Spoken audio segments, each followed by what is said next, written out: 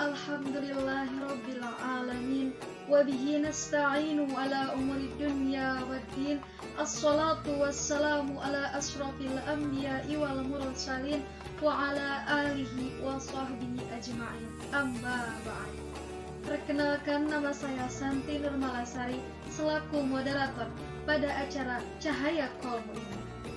Alhamdulillah, pada kesempatan kali ini, pada bulan yang mulia ini, kita dapat diberikan nikmat sehat, nikmat iman, sehingga kita masih bisa menyaksikan siraman kolbu dari para penceramah yang begitu hebat. Maka daripada itu, mari kita simak dengan baik penceramah yang pertama. Bismillahirrahmanirrahim. Assalamualaikum warahmatullahi wabarakatuh. Alhamdulillahillazi adhaba 'anna al-hazana inna rabbana laghafurun syakur. Momentum Ramadan merupakan salah satu masa untuk memupuk pahala tiada batas. Karena di dalamnya terdapat suatu malam yang sangat mulia, yakni malam Lailatul Qadar, malam yang lebih baik dari 1000 bulan. Dan juga terdapat masa diturunkannya Al-Quran, yaitu kitab umat Islam. Hadirin pemirsa yang berbahagia, ada 7 nasihat Syekh Jalaluddin Rumi yang relate untuk diaplikasikan di bulan Ramadan ini. Yang pertama, dalam hal kedermawanan dan memberi pertolongan terhadap orang lain, jadilah seperti sungai, terus mengalir, memberi manfaat tiada henti dan tanpa mengharap imbalan. Di bulan Ramadan ini disunahkan kita untuk saling memberi pertolongan kepada orang lain. Tidak hanya di bulan ini saja, tetapi di bulan yang lainnya kita diperintahkan untuk menolong orang lain dan bersikap dermawan. Sebagaimana hadis Rasulullah SAW, hadis yang diriwayatkan oleh At-Tirmidzi, bahwasanya orang yang dermawan itu dekat dengan Allah, dekat dengan surga, dekat dengan manusia, dan jauh dari neraka. Yang kedua, dalam memberi kasih sayang dan keberkahan, jadilah seperti matahari. Karena dari matahari kita bisa mempelajari bahwasanya tidak pernah jemu untuk tetap menghangatkan dan menerangi bumi ini. Begitu halnya dengan berbuat kebaikan. Kita tidak boleh pilih-pilih terhadap hal yang harus kita beri kebaikan, entah itu kepada makhluk hidup lainnya, entah itu kepada manusia, kepada hewan. Kita harus terus berbuat baik.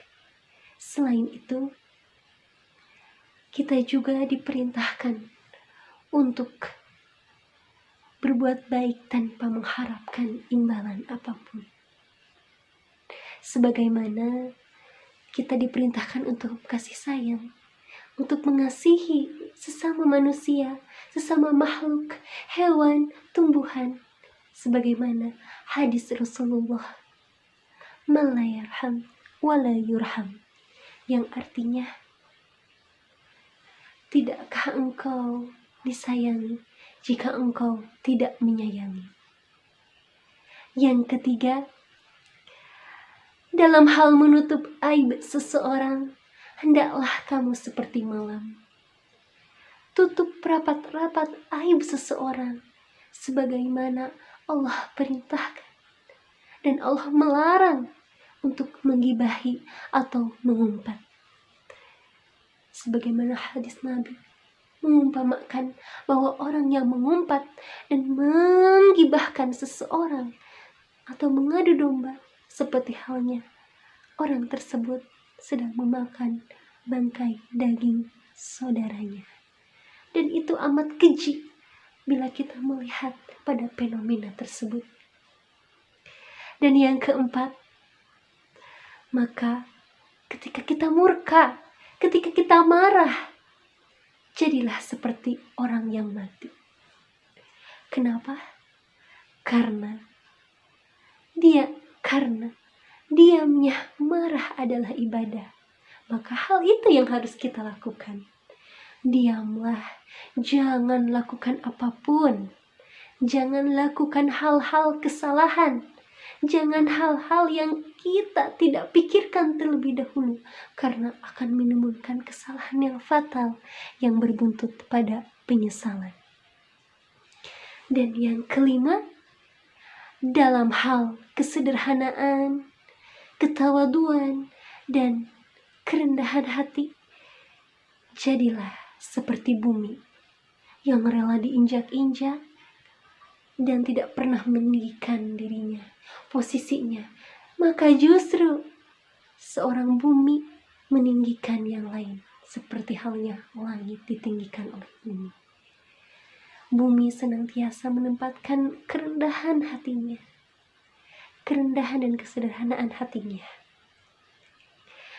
Yang keenam, dalam hal toleransi, jadilah seperti laut.